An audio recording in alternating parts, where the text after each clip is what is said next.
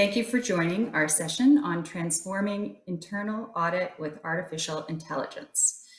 So the role of artificial intelligence, or AI, is becoming more widespread. Cognitive learning is infused with trends and best practices to achieve clear perspectives in real time and develop learning for planning and problem solving. The applicability of AI is no longer a far-fetched dream, but a completely accessible reality, which has even entered our home with Alexa and Google Home. AI, machine learning, digital intelligence, robotic process automation, or RPA, and other such transformational technologies have been gaining significant traction as they allow for deep insights from large and staggered data sets. This is where AI finds relevance in the field of internal audit. Data aggregated is varied, responses are sets and subsets of larger assessments, risks are ever-changing, fraud is impacting the global economies, and controls are tedious and multiple. So to ensure the role of auditors is elevated from spending time on shuffling through heaps of unstructured data, AI and other innovative technology is the way forward for the next gen of audits. So please welcome our esteemed panelists, Glenn Smith, the Chief Audit Executive at Cormark International, and Rick Mackold, the Executive Advisor, Audit Services Group at Global Payments, Inc., and Tom Harris, Chief Audit Executive at National Cine. So artificial intelligence is revolutionizing every aspect of business. Transformational technologies are taking leaps in creating an intelligent space to ensure no data is neglected. So in the current state, RPA and data analytics have been generating benefits for its early adopters.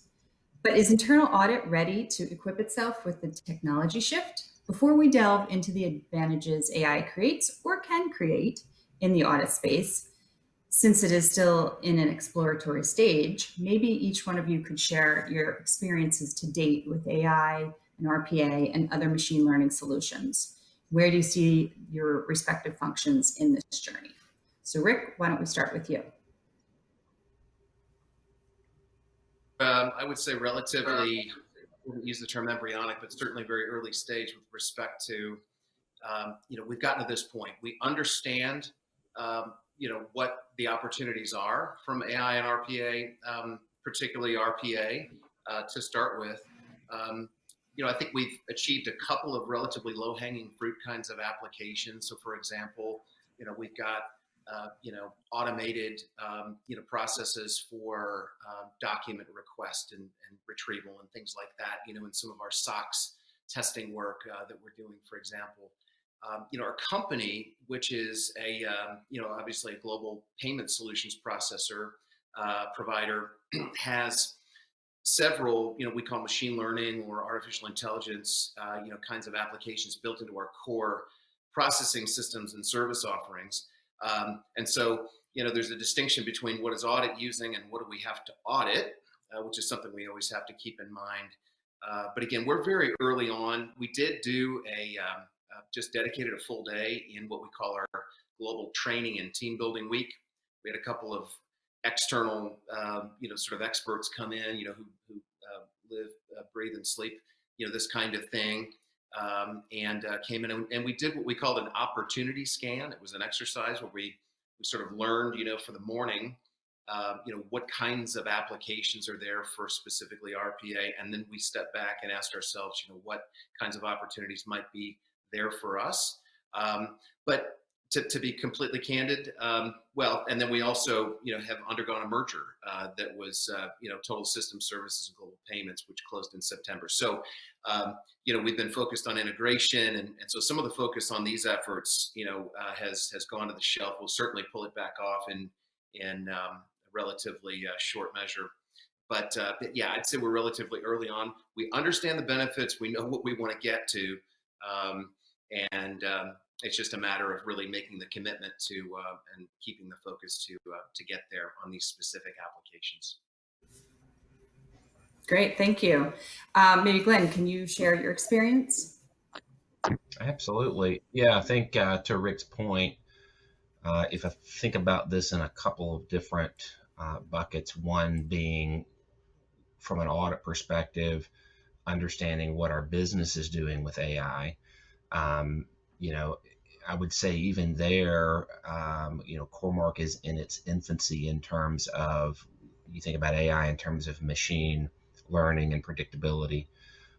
Some of that has started. There is some of that, and you know, we are educating ourselves on exactly how that's being used in operations. What new risks does that bring to the table? What do we need to be mindful of? And then what's the company strategy in terms of moving forward with that technology? So from that perspective, you know, just being aware and understanding what's going on in the organization. How does that change our risk profile? How does that change what we need to be looking at and what we can do to be assisting, you know, helping to mitigate risks that come to the forefront because of new technologies. Purely from an internal audit perspective and what our department is doing with AI, the answer is nothing at this point. We are in the very beginning stages of really understanding with robotics what we can do from an audit perspective, and that's kind of the early phase of adoption for us. Now, we'll tell you that what from a company perspective, we are much more into RPA, and so we've pushed down that road fairly quickly. There's a lot of opportunities to develop RPA that are really going to be beneficial, that we've already seen marked improvements in the organization.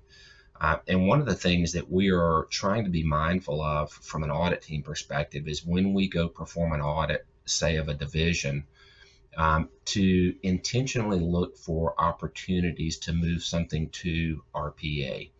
And then I think the natural progression of that is going to be as technologies become available, as we're able to marry data sets, then there are going to be opportunities to move that down the path to machine learning and things that you would expect in an AI environment. And so right now for us, step one is really education. What's the business doing? What risks does that bring about? And then also continually looking at our processes and seeing how can we leverage that RPA technology and then ultimately AI down the path a bit into that. So I think the short answer is we're also in the very early stages of applying these concepts.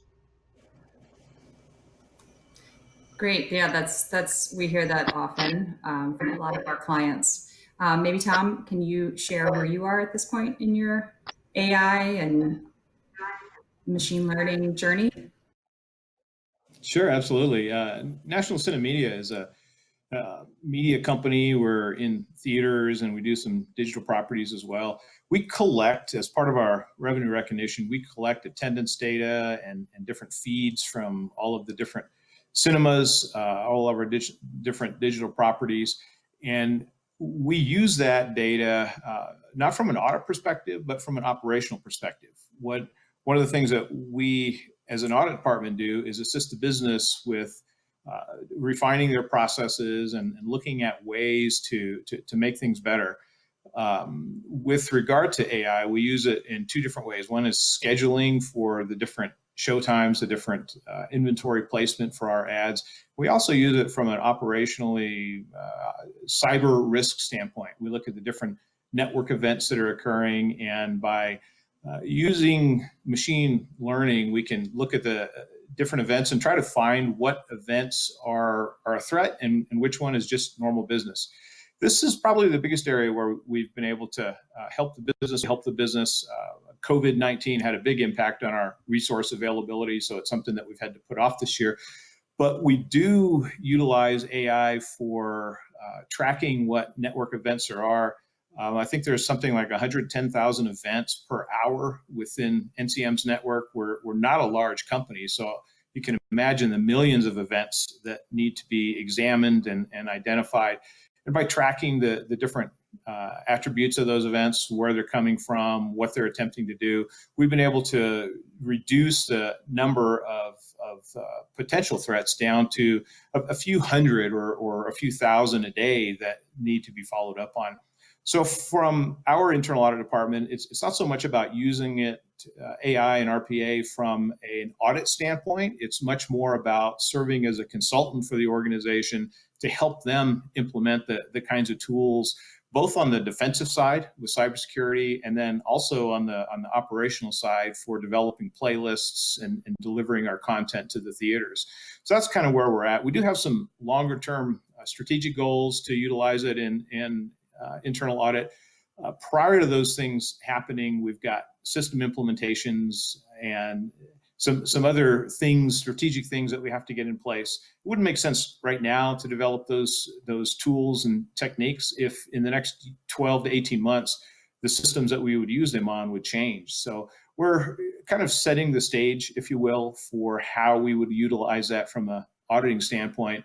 And in setting that stage, we're helping the business deploy some of these technologies in a way that's both defensive and also more efficient for the delivery of our content. Great. So it seems like there's definitely significant business improvements being used in the operational side, and everyone has mentioned, thinking about how to utilize some of these technologies to, again, improve the business. So what challenges do you, but on that point, very few seem to be taking place right now in the audit perspective. So what challenges are you facing you think you're going to be facing to move forward, and what obstacles are you going to try and overcome by utilizing some of this intelligent technology? Maybe Glenn, we'll start with you. I think, it's, I guess I equate it to if I woke up in the morning and there was a brand new yacht in my driveway. I've never navigated a yacht. I don't know anybody in my family that has. The geography severely limits my use of something that is a great toy and a fantastic pastime. So, I've got no training. And so I think in the same way, if we woke up in the morning and we all found that our companies had this fantastic technology to utilize, but we weren't prepared for it, then it's going to be of no benefit. And so the challenges from my perspective really are that it is how are our systems going to be able to handle vast amounts of data, vast amounts of processing. Do I have people on my team that have the capabilities to understand those technologies and really extract the value out of those technologies? And then, what do we do with members of the team who maybe have more tenure and maybe came through at a different time where technology was a lot less of a factor in the job that they did? And I think you have to make some really critical and at times really difficult decisions about how you leverage existing talent. And so I think from my perspective, when I think about our internal audit department, it's how do we get from where we are now to a point where we can leverage those technologies and our understanding of those technologies and what we need to do from a risk perspective to be able to audit in a relatively short period of time. And I think there's a lot of good education that's out there. There's constantly emails coming through my inbox on training on AI and RPA, and so we ought to take advantage of those resources and really get trained. So I think internally it's kind of staff development, but I also think from a company perspective, you've got to look at your system capabilities and what's where do you stand as an organization, just in terms of being able to process data, maintain data. What's the integrity of the data that you have? Because we've all heard garbage in, garbage out, and we've seen it as technologies have come and gone, that it really does go back to that sort of basic principle. So I think really just a good grasp and understanding of being able to, while you have these technologies, what are you going to do with it, and being trained and understanding and having the right resources to be able to analyze the data and process it, move forward. And just leveraging maybe some of your background at WorldCom and MCI and the work work that you did there during those challenging times, did you ever think or reflect that if there was an AI interface to flag any of those anomalies, would it have stopped maybe some of the issues sooner or stopped it from ever even starting in the first place? Do you see Yeah. anything? Yeah, and it may have. I think the challenge there, and the challenge with anything, whether you look at continuous auditing, dashboard monitoring, um, your challenge is you have to be looking at the right thing at the right time. And so, even at Coremark, any company that we may work at, there may be 200 things that you could be looking at that has some measure of risk. And so, as auditors, our job doesn't change. Our job is to analyze, well, what are the highest risk in my organization based on multiple factors? And then you have to focus on those areas. So the question really becomes, could technology have helped? Absolutely. The question becomes, would that have been an area that we would have said, that's a high risk in our organization and we need to be watching that?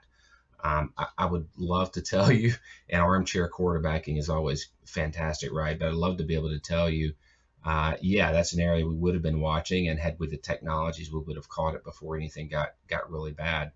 But I think that is the better question: is would that area have been one that we assigned a high enough risk value to leverage technologies? But absolutely, certainly, if we had technologies then that we have now, just in terms of being able to assimilate data, aggregate data, manipulate data, and analyze it, I think it certainly could have been identified much more quickly. Well, hopefully all will learn from the sins of the past, right? And maybe utilize some of these tools for that. So Rick, I know you mentioned you had taken part in the opportunity scan, your organization. So based on that, what do you see as some challenges to take what you've learned and move forward with it in the audit space? Well, certainly would incorporate all that Glenn just shared into our own experience as well. But I'd probably sum it up in three ways as I think about it. I'd say commitment would be number one, number two, access, and number three, capability. And let me just kind of go through each of those. Number one is just basically the commitment to these new ways of doing audit, these new ways of methodology, whether they be new tools or new technology. For example, I mean, our company owns a license to a product, and I'm not endorsing it, but Blue Prism is, for example, one of the software tools that some use to write these bots and these routines. We know that our company owns that. One of the reasons that we had folks come in and talk to our audit group was to kind of understand what they're doing with that. The fact of the matter is, unless we actually make a firm commitment in our hearts and minds as an audit department to embrace and move forward with these things, and quite frankly, untether from the ways that we've done it in the past, we're not even going to be on the road to enjoying any of these benefits. And so I think the first is commitment and getting over that hurdle. We understand the benefits, but we've got to take that first step, and a decisive step, of commitment. Number two is access. People, a lot of times, whether it's data analytics or RPA or AI or whatever it is, any data or digital sort of capability, I think people initially go to, well, we don't have access to the data and we don't have the right tools. I'm not sure that that's really what it is for us necessarily. But I do think one thing from an audit perspective, I think some of these routines, like, if you want to get more into a continuous monitoring mode and a data-driven, sort of way of thing, you've got to actually sometimes get inside these operating systems that the core business and your process owners are using. And sometimes they're okay letting you in, and sometimes they're not. And so I would say that's even one of the sort of the cultural or relationship challenges. It's not a technology thing at all. It's hey, I'm going to let you inside, the crown jewels and begin to monitor, from a third line audit perspective or not. So I think that really to us is more the access issue. And then I think capability. There's a lot of talk these days, and I got for example, an app from one of the service firms on a digital, I think they call it digital fitness, which actually is a term that I like, but it's a sort of a quickie assessment, kind of a thing. But digital capabilities, and again, those capabilities don't necessarily come straight from the technology. I think a lot of those capabilities are still very much the ones that have always needed to be present in an internal audit shop. For example, if you've got data and you've got access to data, then you still have to be able to have the capability to connect risks to relevant organizational data. Really understand those correlations and kind of do the systems thinking that's necessary to understand what's the import of your data. I don't mean physical import, but how important is it? How relevant is it? I think also just the basic skill or capability of being able to tell a relevant story with data. Somebody defined one time, I like the definition of data analytics as just simply just really gaining business insight from data. Well, from an audit perspective, you could just maybe tweak that a bit and say gaining business risk and control insight from data, for example. I like that fairly simple definition. But the ability to tell a story, whether that's visually or narratively, is a critical skill still, even when you have the technology and tools and data available. And then another one that I think is important, is becoming increasingly important, is recognizing when data are being used in an inappropriate or misleading way. Some people may call that data integrity. Some people, look at that as sort of management, internal management reporting. But I guess what I'm getting at is from a capability perspective, again, commitment, access, and capability. A lot of the capabilities are, well, I guess I'm assuming that the digital technology and sort of those kinds of competencies are there as table stakes, if you will, as a minimum requirement. But still, these other, broader, being able to connect the dots and understand risk and control implications from all the data that you're getting in these new forms and the insights coming from it is really the critical thing. So I'd say those are the main obstacles or challenges that we're working through and will be working through. Sure, it makes sense. You can't have one without the other, right? You need a commitment to Audit 2.0, but then you also need the tools to be able to do it, and the why. You have to answer the why. So Tom, maybe we can jump back to you. So where would you like to see some of this innovation going forward? I know you mentioned that the operational folks are using some of these things, but how would you maybe like to leverage or see it being leveraged in your organization in the audit space? Yeah, that's a really good question. Given the complexity of our revenue recognition, I'd really like to be able to use AI to identify different contracts, different delivery lines, different proposal lines, so that I could track a delivery of contracts from inception, when it's a proposal, when it's being discussed and negotiated, put into the system, all the way through revenue recognition. I think that would be very helpful. There are dozens of things that can impact when and how revenue is recognized. There's about a half a dozen different ways that revenue ends up getting captured. If we forecast certain attendance on certain movies and certain DMAs and certain screens even, and it ends up being wrong, we have to create things like make good, where we deliver later, or we have to deliver and recognize revenue up to a maximum, even though we delivered higher than that. So there's an impact to that. It lowers CPM. So for us, revenue recognition is such a complex math problem that takes into account dozens of different variables and different inputs. If we could develop some type of a tool that helps identify when and where those things occur throughout the sales and delivery process, and then highlight things that need additional follow-up. For us, I think that would just be a home run. And we're by working with the business now and developing this sales operations and inventory management system. It's a custom software program. It's pretty unique to digital and cinema. It can be used for advertising in TVs and in other areas, but really it's built around a theater experience. If we can help the business develop that, that'll give us insights to how we can then turn around and use AI for auditing for these transactions.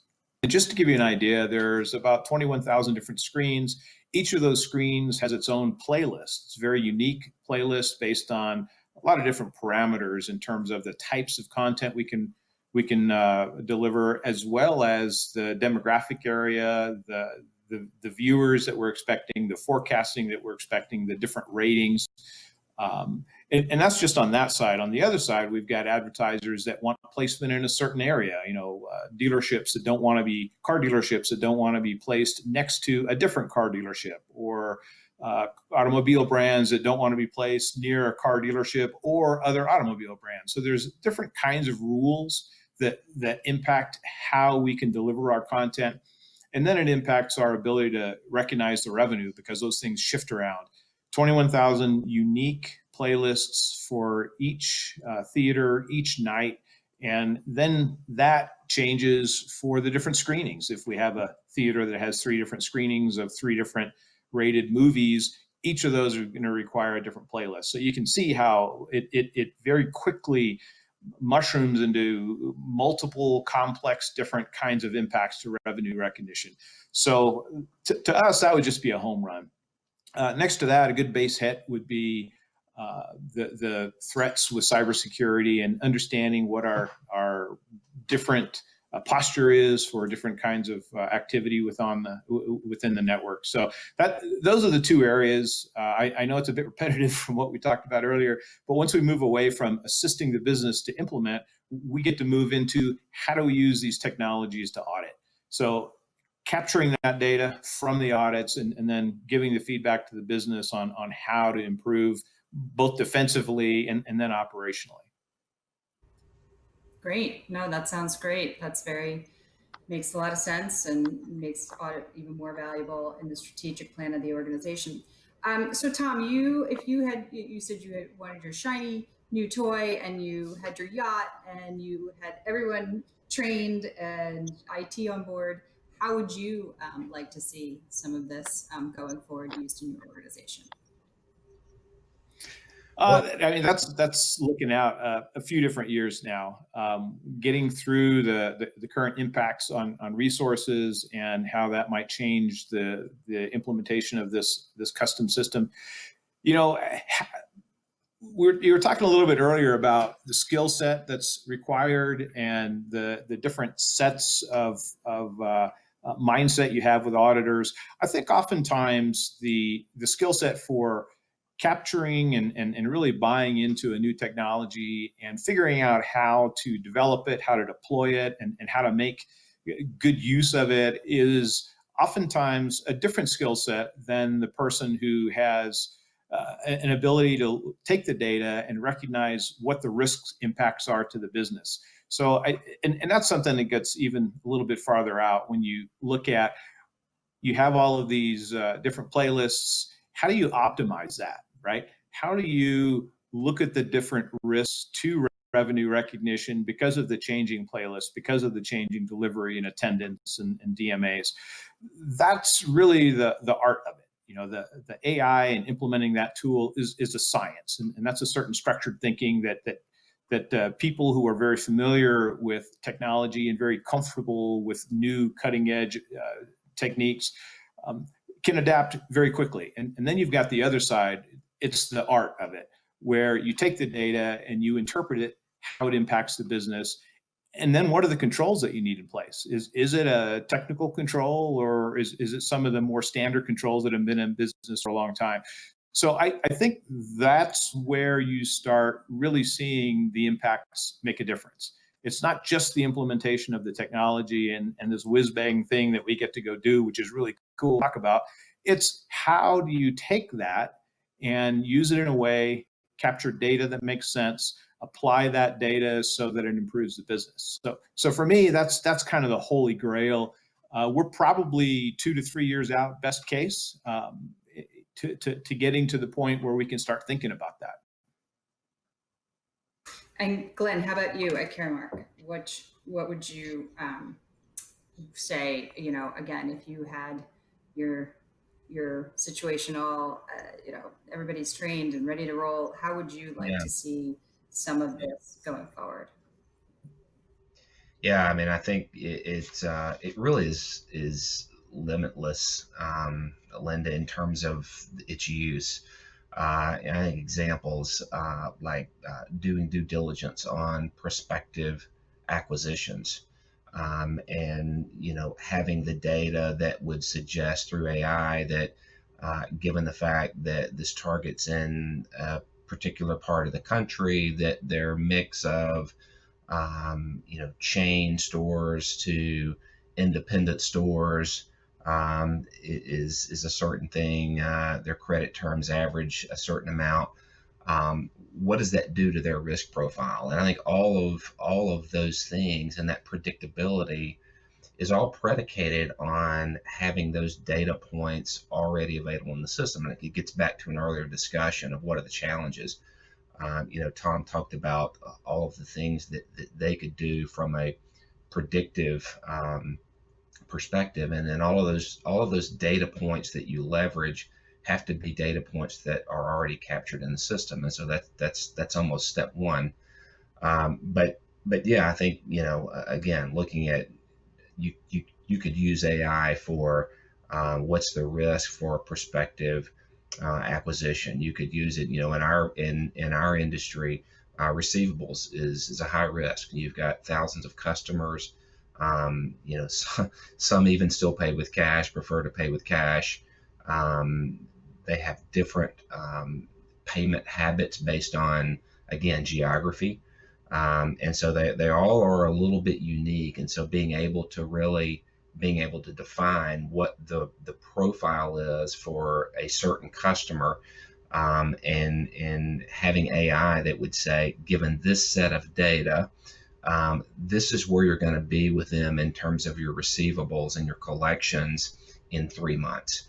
And so what would that do? How would that help us? Well, it would help us understand where risk is better in the organization, where we should be focusing our attention, and the questions that we should be asking.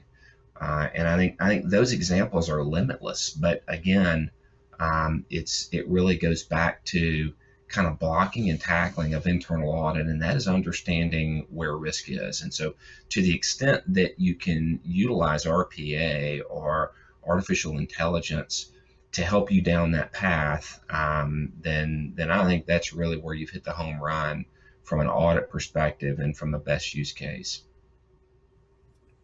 Yeah, and there's been recent discussions around auditors taking charge of the risk portfolio. And so this sounds like it falls right in line with the need for more intelligent technology where the scope expands even beyond what's currently there. Rick, working in a completely financial digital space has its own share of challenges where risks and frauds cannot be undermined, especially during this pandemic and new shift in payment structure. How do you think, again, getting back to your data, connecting risk and controls to correlations and stuff around that, how do you see AI, helping capture that data and thinking about risk? Sure. Well, I think, from a core business perspective, in terms of what our company delivers as a service, needless to say, we, are processors of credit card transactions for some of the largest banks in the world. And one of the things that we offer, both ourselves and working with third parties, is machine learning and artificial intelligence in terms of fraud detection. You all are aware, anytime you swipe a credit card and you get a text message or a phone call from your bank saying, "Hey, was this a legitimate transaction?" That's the kind of thing in which the core processes or the core offerings of our company and companies like ours, are being utilized. And so, needless to say, from an transaction authorization perspective, we want to be able to understand all of that and be able to audit it. We need to understand the underlying technology. And sometimes that actually involves having to audit a third party. So third party risk management, vendor oversight risk, enters into this to a certain degree, depending upon how your operation's structured. I think, from a from a audit delivery perspective, what the holy grail for us, or I guess the home run, certainly agree with my colleagues and everything that they've shared, and would again apply, where they're headed to where we're headed equally. But I think, it would really come down to, being able to make those correlations and connect the dots sooner and quicker, and with more insight, and, in such a way that, really, quite frankly, gets more audit coverage. We're all being called to do more with less, particularly you mentioned the pandemic, and, as when we emerge from the pandemic, um, there are going to be even greater pressures, for companies to sort of rebuild value and, recoup revenue and all of that. And so, audit is going to have to step up our game in terms of being a real service, to the business, delivering insight, not just data and information. And so, these tools are not an option anymore. I say these tools, I mean, overall, the disciplines of RPA, AI, and all that entails, it's just not optional anymore for the internal audit profession. I think we all acknowledge and know that, and agree with that. A couple of specific things, I'd like to see us, I think Tom mentioned this, I mean, just using natural language programming is almost kind of a low-hanging fruit sort of a thing for us in terms of, using that capability, that AI capability, to do serious, sort of volume of document review and management, and pull out keywords and try to get insights, in a much, much quicker way, and enjoy some of these quantum improvements and efficiencies. I think some of the most impactful, and I'll just dismount here with this point, I think some of the most impactful applications are actually in audit planning. In other words, these tools can be very effective and important in internal audit delivery, but also think they can help, very much in terms of getting us to the right risk understanding to optimize our audit plans, whether we do that on an annual or a rolling quarterly or whatever planning basis. So I think there's a lot of opportunity and I've heard the term data-driven audit planning. And so I know that's a lot of things together. Linda, apologize, but that kind of sums up, I think, where we'd like to see things head from our perspective. And one question that keeps coming up in my mind as you're talking: do you feel you have the resources and the resources are skilled enough to leverage these kinds of transformational technologies? Is there a big gap? Do you feel in the skills? I mean, I'm sure there's lots of experienced auditors and process intensive people that understand the process, but there's a new generation of auditors who are technology skilled. But do you think there's a way for them to learn from one another? Just maybe touch on some of that. Maybe Rick, while you have the stage, and then we'll pass it along to Glenn and Tom. Yeah, thank you. I think, again, the specific technology-related digital fitness capabilities are table stakes. They're the minimum requirements, and those need to be resident somewhere in the audit department. Not necessarily every auditor on your team needs to have those capabilities within him or herself, but I guess I'm suggesting that the real challenge comes in from a resource standpoint is allocation of those resources. In other words, understanding where you've got those specific skills and talents across your team, and from a leadership perspective, being able to knit those together, across your team. I think what I'm finding from the research and what I'm seeing is that really is more effective. It's really all about the allocation. It's not necessarily about going and hiring the superstar, sort of digital professional that has all of those capabilities in him or herself, but it's rather knitting them together across your department. And a lot of them, again, the capabilities that I mentioned before are already there. It's just a matter of recognizing them and really sort of harnessing them, if you will. Glenn, would you agree, or do you have a different perspective?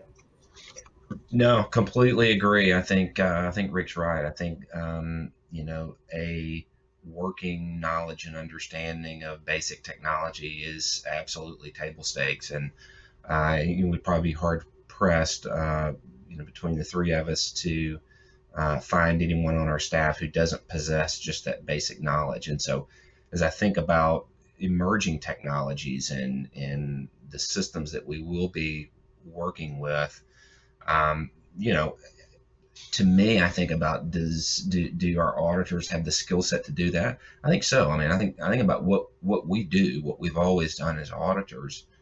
We go into an area of the organization that we may have a very limited understanding in, and what do?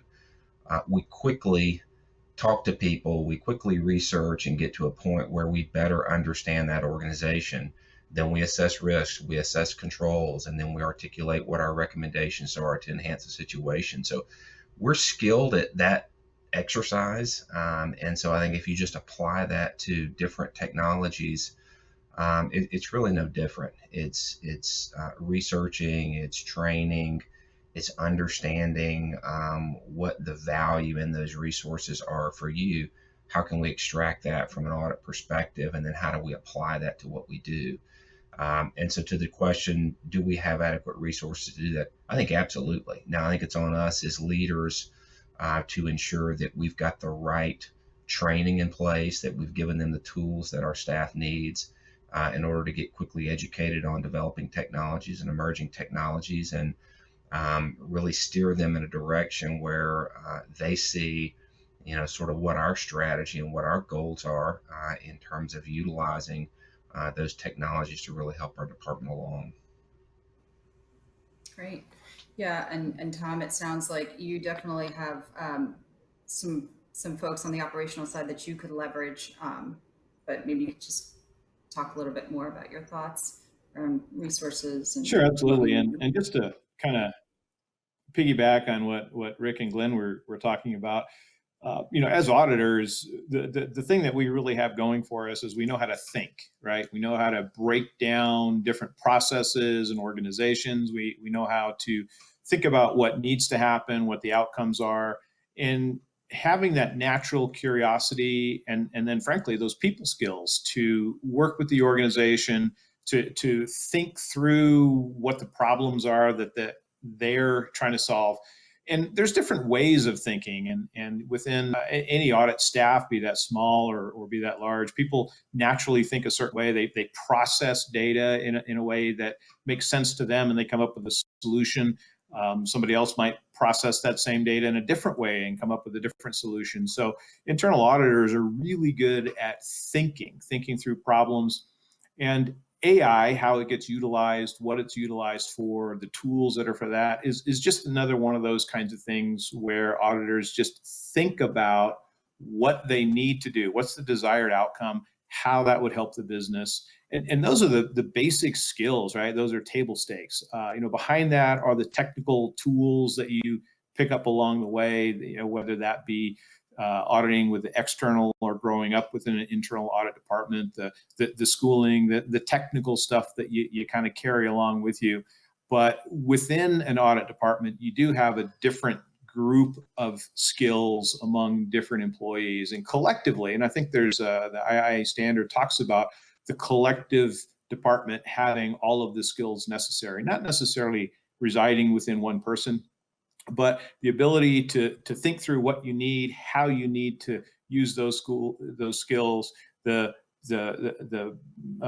personal relationships and professional relationships to draw upon folks within your department or maybe outside your department. And I think that's something that a lot of folks don't realize. Internal audit brings that to the table consistently. And that's one of the reasons that, as Glenn pointed out, you can go into just about any department, know something about it or not, and a good, solid internal auditor will figure out what the risks are, what the controls should be, how those controls are operating, why management within that department thinks the way they do, and maybe some blind spots in those thinking because they hadn't thought about it differently. So that's something that I really enjoy about internal audit. And AI is just another one of those tools. It's more complex, it's more challenging, it's also more powerful. So internal audit's ability to kind of capture what the potential is and understand what's necessary to deliver on that, I think is unique. And that's one of the reasons why we plan on helping the business in the different areas that it's going to utilize AI. Well, thank you. That's a perfect segue into our final topic in our last few minutes here. In thinking about, we understand AI can be helpful in delivering value for audits, and but how can we scale the auditing of AI? We are aware that these intelligent tools are based on algorithms and pick from various aspects like behavioral patterns and societal biases. So do you think it is important to audit these algorithms going forward? I'll start, I don't know. Rick, what do you think on that? Well, I mean, of course, it is important. Artificial intelligence, obviously, there's a whole internal audit framework that's been written. It's interesting. I was at a audit conference with about 400 or 500 auditors sitting in the audience, and it gives me no great pride to say this, but there was a gentleman who was talking about the internal audit framework that's been written, frankly, by the Institute of Internal Auditors. How many people are familiar with that? And there were about 5 or 10 hands out of 400 or 500 that were raised. Now, that was a couple of years ago, but so the question is, yes, it is critically important. Do I have a bead on exactly how to go about auditing those routines and logic and that sort of thing? No, and that doesn't give me great comfort or pride to say that either. And so I think it's it's a challenge that I think that we're all taking very seriously, but that again, we're even more likely on the even further toward the beginning ends of or the front end of really understanding how to get inside these things. But it is going to be critically important because the scale of what can go well and the scale of what can go badly is greatly magnified when you get into the AI realm. So sorry, kind of a non-answer there, Linda, but I'm just confessing that we've got a lot to learn. Right. I'll be curious, Tom, do you have any specific thoughts around, or have you given it any thought of how you would audit something like this? And I'm sorry, who's that question for? Tom. Yeah, I was asking you. Actually, we're not there yet. We really haven't thought too much about how AI would change audit so much as how it would change operations, and that's kind of where we're at. From there, once we figure out what the operational model is, how it's utilized, then we can start thinking about how does audit approach it from a risk standpoint. Makes sense. And Glenn, have you given any thought to any of this yet, or is this still kind of out there and to be I think for the most determined? part, I think a lot of it is to be determined. I do think an important point is the one Rick made, that it's the scalability that we should be cautious about. Other than that, though, I mean, I guess I would guard against overcomplicating it. It's like an individual, right? What access does the system have to other systems? Is there logging that reflects what that system is doing? Is there a logic review? And maybe internal audit should be part of that logic review, or at least be aware of it. Maybe not, depends on the structure of the organization. But at some point, there should be a review of exactly what is this doing? What systems is it touching? What data does it have access to? Is there logging? Is that logging reviewed? If there's a change, what's the change management? Again, those are all really things that we would do with an individual anyway. And so I think, just to simplify it, we at least at a minimum need to do those same things. And I don't know that it gets more complicated than that, other than the scalability and the repercussions if there is an issue. Right. Agreed. Well, thank you. I think we're coming up on time. Thank you so much for this. It's been very enlightening. It's been a great conversation, and I look forward to seeing where these new